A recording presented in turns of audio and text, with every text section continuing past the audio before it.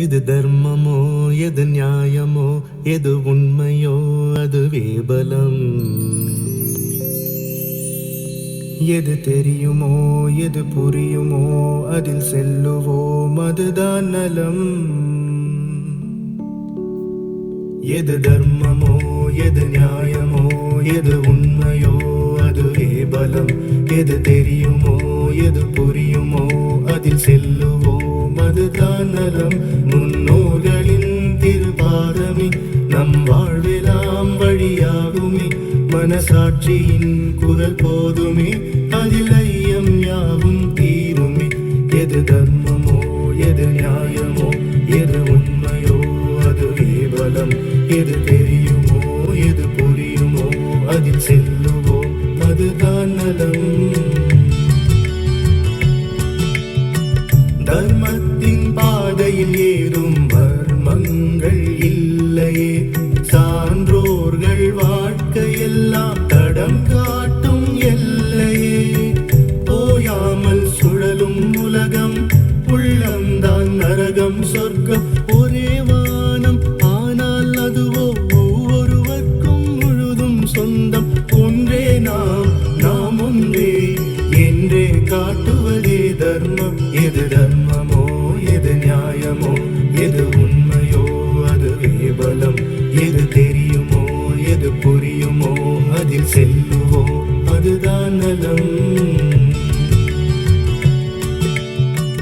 பாதங்கள் நடந்து நடந்து பாதைகள் வந்தன. பலரும் கடந்த அனுபவம் எல்லாம் பக்கம் துணையாய் நின்றன.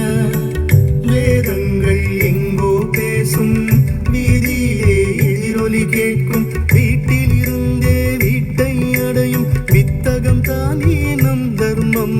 வெல்வோமே எல்லோர்க்கும் வெல்லும் வழியை சொல்வோமே. எது தர்மமோ எது நியாயமோ எது உண்மையோ அதுவே பலம்.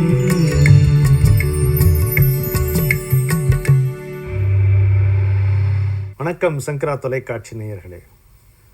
தர்மத்தின் பாதையில் இன்று உங்களை சந்திக்கும் பொழுது என்னுடைய குருநாதர் சத்குரு சிவானந்த மூர்த்தி அவர்கள் சொன்ன ஒரு வாசகம் எனக்கு நினைவுக்கு வருகிறது. பக்தியை பற்றி அவர் மிகவும் விரித்து சொல்லியிருக்கிறார். பக்தியினாலே இந்த பாரினில் எய்திடும் மேன்மைகள் கேளடி என்கின்ற பாரதியாருடைய கவிதையை நீங்கள் படிக்க வேண்டும் என்பது என்னுடைய விருப்பம். பக்தி என்பது கரியை தங்கமாக்கும், தங்கத்தை வைரமாக்கும், வைரத்தை தூய ஒளியாக்கும் அப்படிங்கிறார் என்னுடைய குருநாதர். என்ன அருமையாக இருக்கு பாருங்க. சாதாரணமாக கரி வைரம் அப்படின்னு சொல்லிடுவோம், அப்படி இல்லை. பக்தி என்பது கரியை தங்கமாக்கும், தங்கத்தை வைரமாக்கும். வஜ்ராங்கபலி, அதான பஜ்ரங்கபலின்னு சொல்கிறோம். ஒரு வைரம், வைரமுடைய நெஞ்சு வேண்டும் இது வாழும் முறைமை அடி பாப்பா. அந்த உறுதியை பக்தி தான் கொடுக்கும். நம்ம பெறுகின்ற அறிவினால் உறுதி வராது, நமக்கு பக்தியினால் தான் நமக்கு உறுதி வருகிறது. ஏனென்றால் பக்தியினால் தான் இறைவனை பற்றி கொள்ள முடிகிறது. அறிவால் பற்றி கொள்ள முடிவதில்லை. அறிவுக்கு அப்பாற்பட்டு நிற்கின்றவன். ஆனால் அன்பெனும் பிடியுள் அகப்படும் மலையேங்கிறார் வள்ளலார் பாடும் பொழுது. அப்பேற்பட்ட மலை, ஆனால் அன்புங்கிற பிடியில அன்பெனும் வலைக்குள் படும் பரம்பொருளேங்கிறார். அப்படி அன்புன்ற வலையை வீசினா நம்ம மாட்டிக்கிறோம், அவ்வளோதானே அப்படிங்கிறாரு. அந்த அன்பு தான் பக்தி. பக்தி அவர் என்ன சொல்றாரு குருஜி, பக்தி இருந்து விட்டால் எதையும் எளிதாக அடைந்து விடலாம்.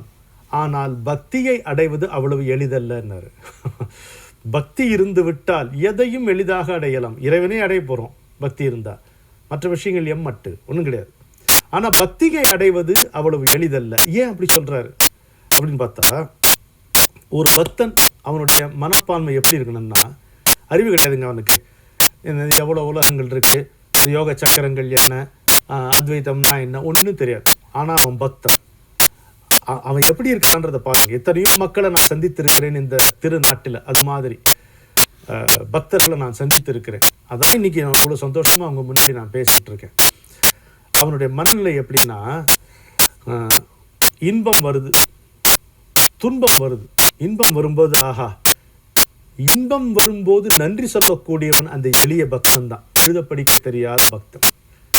ஐயா முன்னாலதான் இது கிடைச்சது எனக்கு அப்படின்னு சொல்றான். இப்படி சொல்றவங்க நான் கண்ணார பார்த்திருக்கேன், கதார கேட்டிருக்கேன். அதே போல் துன்பம் வரும் பொழுதும் அது இறைவன் அருள் என்று நம்பி நிற்கின்றவன் பக்தன். அவ்வளவு லேசில அறிவை வச்சு யோசிக்கிறவனுக்கு அது வருது இல்லைங்க. இன்பத்தையும் துன்பத்தையும் இறைவனுடைய அருளாக திருப்பிரசாதமாக கருதுகின்ற ஒப்பற்ற மனநிலை பக்திக்கு தான் உண்டு. பக்தி தான் கொடுக்கும், பக்தனுக்குத்தான் அது உண்டு. அப்போ எதிர்பார்ப்புகளிலேயே இருந்தவன், ஒன்று கிடைத்தால் மகிழ்ந்தவன், இழந்தால் துயரமுற்றவன் தான் சாதாரண மனிதன். அது கரி. பக்தி கரி, அந்த நிலை கரியாக இருக்கிறது. அந்த கரியை தங்கமாக்குகிறது பக்தி. நீ எது கொடுத்தால் என்னப்பா, உன்னுடைய அருள் தானே அப்படின்னு நினைக்கிறது. தங்கத்தை வைரமாக்கும் அப்படிங்கிறாரு. வைரமாக்கும் அப்புறம் என்ன, அடியோ அடி நடி. நீங்க பக்தர்கள் அடைந்த சோதனை மாதிரி யாருமே சோதனைகள் பெற்றதில்லை இந்த நாட்டில். நீங்க பார்த்தீர்கள், பக்தர்களுக்கு வந்த சோதனைகள், அவர்கள் அனுபவித்த இன்னல்கள், துன்பங்கள் மாதிரி அதெல்லாம் ஒரு லேச நமக்கு நம்ம அனுபவிச்சோம்னா கடவுளே இல்லைன்னு சொல்லிட்டு ஓடி போயிருப்போம் நம்ம. ஆனால் அவர்கள் கடவுளே கதி என்று கிடந்தார்கள். நான் ஏதோ தப்பு பண்ணேன், அதுக்காகத்தான், எனக்கு பாடம் புகட்டுவதற்காகத்தான், எனக்கு அருள் புரிவதற்காகத்தான் என்று நினைத்தார்கள். எனவே சாதாரண எதிர்பார்ப்புகள், ஏமாற்றங்கள், இன்பங்கள், துன்பங்கள் இதில் இருப்பது இந்த கரி நிலை. அந்த நிலையை பக்தி தங்கமாக்குகிறது. எல்லாம் உன்னுடைய அருள் என்று, இன்பமும் துன்பமும் உன்னுடைய பிரசாதம் என்று இருப்பது. அப்புறம் வைரமாகிறது. இன்பமே இல்லை, துன்பம் மட்டும்தான் வருது. எத்தனையோ பேர் வாழ்க்கையை நான் பார்த்துருக்கேன். அப்படி துன்பமே தான், துன்பத்துக்கு மேல துன்பம் வருகிறது. அப்போ இன்னும் புடம், தங்கத்தை காட்டிலும் இன்னும் புடம் போடப்பட்டு வைரமாக உறுதி பெறுகிறார்கள். மட்டுமல்ல, ஒளி வீசுகிறார்கள். நீங்க எவ்வளவு முயன்றும் வராத ஞானம், யோகம் எல்லாம் ஒரு சின்ன உதாரணம் சொல்லலாம். ராமகிருஷ்ண பரமஹம்சரை உதாரணமாக காட்டலாம். அவர் பக்தியினாலேயே இதை எய்தினார் என்று சொல்லலாம். அவர் யோகி இல்லையா, அவர் ஞானி இல்லையா? அவர் யோகிதான், அவர் ஞானிதான். அவர் யோகியானதற்கும் ஞானியானதற்கும் காரணம் அவருடைய பக்தி தான் என்பதை நம்ம புரிந்து கொள்ள வேண்டும். ரமண மகர்ஷியுடைய முன்னிலையில பண்டிதர்கள் ஒருத்தராக ஒரு கேள்வி கேட்கிறார். ஞான மார்க்கத்தை பற்றி ஒருவர் கேட்கிறார். ரமணர் அருமையாக அவருடைய சாரத்தை ஒரு 4 வரிகளில் பிழிந்து சொல்லுகிறார். ரொம்ப சந்தோஷப்படுறாங்கல்ல, அமைதி. இன்னொருவர் எழுந்து, ஐயா ஞானத்தை பத்தி சொன்னீங்க, யோகத்தை பத்தி சொல்லுங்க, யோக மார்க்கத்தை பத்தி அழகாக சொல்லுங்க. அப்படி இன்னும் சபை இன்னும் பிரமிச்சு போய் உட்காந்துருக்காங்க. ஆஹா அப்படின்ட்டு. அதுக்கு பிறகு மெல்ல ஒருத்தர் எழுந்து, ஐயா நீங்க ஞான மார்க்கத்தை பத்தி சொன்னீர்கள், யோக மார்க்கத்தை பத்தி சொன்னீர்கள், பக்தி மார்க்கத்தை பத்தி ஒன்றும் சொல்லலையே அப்படின்னும் பொழுது ரமணர் என்ன சொன்னார் தெரியுமா? பக்தின்னு ஒரு மார்க்கமே இல்லையே. தூக்கிவாரி போட்டு அப்படின்னா கேட்கிறான். பக்தி என்று ஒரு மார்க்கம் இல்லை. பக்தி இல்லை என்றால் ஞானம் வரவே வராது. பக்தி இல்லை என்றால் யோகம் என்பது சித்திக்கவே சித்திக்காது. அப்போ ஞானத்துக்கு தேவை பக்தி என்றாகிறது, யோகத்துக்கு தேவை பக்தி என்றாகிறது. ஞானியாகவும் யோகியாகவும் ஒப்பற்று விளங்கிய ரமண முனிதான் மீனாட்சி கோயிலிருந்து பிரசாதம் வந்திருக்கும் இட்டுக்கும்போது கண்ணெல்லாம் கலங்கி போகுது. அது அந்த பக்தன், அந்த இளகிய உள்ளம், உருகுகின்ற உள்ளம். அவன் தான் உயர பறக்கிறான். எத்தனை உயரமானாலும் இன்னும் தாண்டி செல்லுகிறான் அவன். எனவே பக்தி என்பது கரியை தங்கமாக்கும், தங்கத்தை வைரமாக்கும். அப்புறம் என்ன ஆகும்? அவன் தொலைந்தே போய் விடுகிறான். ஒரு நிலைக்கு மேல பக்தி என்பது சரணாகதியில கொண்டு சேர்க்கிறது. நீ என் சொந்தம், நான் உன் சொந்தம், அவ்வளவுதான். உனக்கும் எனக்கும் இடைவெளியே கிடையாது. எந்த விதமான தேவையும் எனக்கு கிடையாது. உன்னிடம் இருந்து எதையும் கேட்காத ஒரு நிலையை அடைந்தேன். அதற்கு பிறகு உன்னிடமிருந்து எனக்கு நீதான் வேண்டும் என்று இருந்தேன். உன்னை அடைந்து விட்டேன். நான் உன்னிடமிருந்து கேட்பதற்கு ஒன்றுமே இல்லை. என்ன வேணுமான்னு நடக்கட்டும் வாழ்க்கையில. அதுதான் தூய ஒளி. என்ன அற்புதமான ஒரு வாசகம் பாருங்க. மீண்டும் சொல்லுகிறேன், பக்தி என்பது கரியை தங்கமாக்கும், தங்கத்தை வைரமாக்கும், வைரத்தை தூய ஒளியாக்கும் என்று சத்குரு சிவானந்தமூர்த்தி அவர்கள் நமக்கு சொல்லுகிறார்.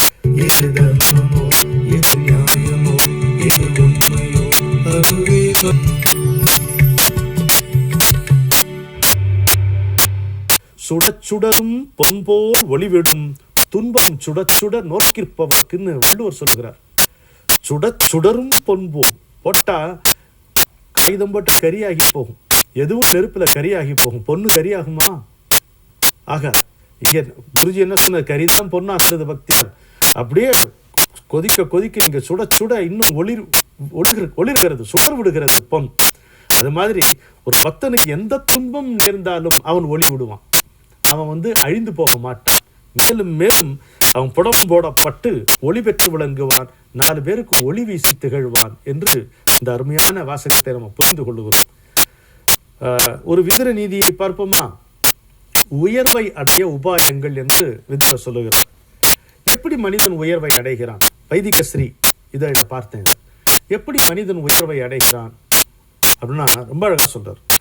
ஒரு மனிதன் அச்சத்திலிருந்து விடுதலை பெற வேண்டும். எப்போ அது நடக்கிறது? ஆன்மாவை பற்றிய அறிவு வந்தால் அச்சத்திலிருந்து விடுபடுகிறான்.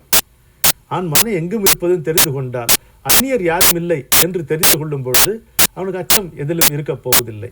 எனவே மனிதன் ஆன்மாவை பற்றிய அறிவால் அச்சத்திலிருந்து விடுபடுகிறான். எப்படி பெருமை அடைகிறான்? தவத்தின் மூலம் பெருமை அடைகிறான். அவன் தவம் செய்கிறான். உள்ளே தவம்னா எங்கே காட்டில் போய் செய்ய முடியுது? உள்ளே எப்பொழுதும் இறைவன் நினைப்பில் இருக்கிறான். சத்திய வேட்கை பொருந்தியவனாக ஒருவன் இருக்கும் பொழுது வெளியே அவன் கண்ணிலே கூட ஒளி தெரிகிறது, முகத்தில் ஒரு தேஜஸ் வருகிறது. அதன் மூலம் அவன் பெருமை அடைகிறான். தவத்தின் மூலம் பெரியோருடைய கேண்மையை அடைகிறான். நல்ல சான்றோர்களுடைய அணுக்கம் அவனுக்கு கிடைக்கிறது, சங்கம் அவனுக்கு கிடைக்கிறது, சத் சங்கம் அவனுக்கு கிடைக்கிறது. பெரியவர்கள் ஒரு நல்ல தேடல்ல, ஒரு நல்ல முயற்சியில் பார்த்த உடனே அடையாளம் கண்டு கொள்ளுகிறார்கள். பார்த்த உடனே அடையாளம் கண்டுகொண்டு ரொம்ப அன்போடும் ஆதரவோடும் தங்களுடைய அனுபவத்தை பகிர்ந்து கொள்ளுகிறார்கள், அறிவுரையை அவனுக்கு சொல்லுகிறார்கள். எனவே தவத்தின் மூலம் பெருமையும் பெரியோர் கேண்மையும் அடைகிறான். இதெல்லாம் எதுக்கு? ஒரு நல்ல குருவை அவன் சென்று அடைவதற்காக. என்னதான் நீங்க தேடினாலும், என்னதான் ஒழுக்கமா இருந்தாலும், என்னதான் படிச்சிருந்தாலும், ஒரு குருவினுடைய உதவி இல்லாமல் இந்த ஆன்மாவை பந்தப்படுத்தி இருக்கின்ற கர்ம வினையை கத்தரிக்க முடியாது. ஒரு குருவுக்குத்தான் அந்த உரிமை, அந்த வல்லமை, அந்த லாகவம் இருக்கிறது. அப்படி கட் பண்ணி அது அப்படியே அந்த ஆன்மாவை இந்த விடுதலை வானத்தில் பறக்க விடக்கூடிய அந்த சாதுரியம், அந்த திறமை குருவுக்கு மட்டுமே தான் இருக்கிறது. எனவே மனிதன் ஆன்மாவை பற்றிய அறிவால் அச்சத்திலிருந்து விடுபடுகிறான். தவத்தின் மூலம் பெருமையும் பெரியோர் கேண்மையும் நல்ல குருவையும் அடைகிறான். அப்புறம் ஒரு ஸ்டேஜ் இருக்குங்க. அதான் விதுரர் சொல்லுகிறார், குருவுக்கு பணிவிடை செய்வதன் மூலம் உண்மையான அறிவை அடைகிறான். உண்மையான அறிவு என்பது ஆன்மாவை பற்றிய அறிவு. ஆன்மா என்று ஒன்று இருக்கிறது என்று முதல்ல தெரிந்து கொள்ளுகிறான். அது அவனுடைய தேடல். அதுக்கப்புறம் பெரியவர்கள்லாம் கிடைக்கிறாங்க. அப்புறம் குருவை அடைகிறான். குருவுக்கு பணிவிடை செஞ்சா உண்மையான அறிவு அவனுக்கு கிடைக்கிறது. எல்லாம் உள்ளே இருக்கிறது என்பது அவனுக்கு புரிகிறது. அதற்கு பிறகு அந்த அறிவை அனுபவமாக்குவதற்கு அவனுக்கு ஒரு முறைமை தேவைப்படுகிறது, வழிமுறை தேவைப்படுகிறது. அதுதான் அஷ்டாங்க யோகம். அஷ்டாங்க யோகத்தால் அவன் சாந்தியை, அமைதியை எழுகிறான். மீண்டும் ஒரு முறை சொல்லுகிறேன், மனிதன் ஆத்மாவை பற்றிய அறிவால் அச்சத்திலிருந்து விடுபடுகிறான். தவத்தின் மூலம் பெருமையும் பெரியோர் கேண்மையும் நல்ல குருவையும் அடைகிறான். குருவுக்கு பணிவிடை செய்வதன் மூலம் உண்மையான அறிவை அடைகிறான். அஷ்டாங்க யோகத்தால் அமைதியை எழுதுகிறான். ஆன்மாவை பற்றிய அறிவு முதல் நிலை, அது இறுதி நிலை அல்ல. ஆன்மான்னு ஒன்று இருக்கு, தெரிஞ்சுப்பது எல்லாம் தெரிஞ்சுனார் அர்த்தம் இல்லை, அது முதல் நிலை. தப்பனமே தபஸ் என்று என்னுடைய குருநாதர் சொல்லுவார். அந்த தாபம் இருக்க வேண்டும். அப்பதான் அலைச்சல் என்பது தேடலாகிறது. அந்த தேடல் வருகின்ற பொழுது பெரியோர்கள் வந்து சேருகிறார்கள், பெருமையும் கிடைக்கிறது.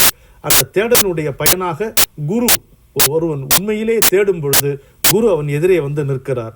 குரு வந்த பிறகு அலைச்சல் முடிந்து போய்விடுகிறது, தேடல் தீர்ந்து போய்விடுகிறது, பயணம் இனிதாக அமைகிறது. இல்லையா? உங்களுக்கு எங்கே செல்ல வேண்டும் என்று தெரிந்து, எந்த பாதையில் செல்ல வேண்டும் என்று புரிந்து, அதற்கான வாகனத்திலும் நீங்கள் ஏறி அமர்ந்த பிறகு பயணம் இனிதாக அமைகிறது. உடலோடும் மனதோடும் அடையாளம் கொள்ளும் வரை உயிர் வாழ்வை விலகாது அச்சம். சுடலையில் விறகோடு சுடரெழும் போதிலே சொல்லுக்கு சாம்பலே மிச்சம். சொல்ல வேற என்ன இருக்கு? உடலோடும் மனதோடும் அடையாளம் கொள்ளும் வரை உயிர் வாழ்வை விலகாது அச்சம். சுடலையில் விறகோடு சுடரெழும் போதிலே சொல்லுக்கு சாம்பலே மிச்சம். அடையாளம் விட வேண்டும் என்கின்ற ஆவலே ஆன்மாவில் விடுதலை மச்சம். தடை நீங்க தவம் வேண்டும், தடம் காட்ட குரு வேண்டும், தளர்வின்றி உழைத்தாலோ உச்சம். இறைவன் அருளால், குருவின் அருளால் நாம் அந்த உச்சத்தை தொடுவோம். சரியா? எது தர்மமோ, எது நியாயமோ, எது உண்மையோ அதுவே.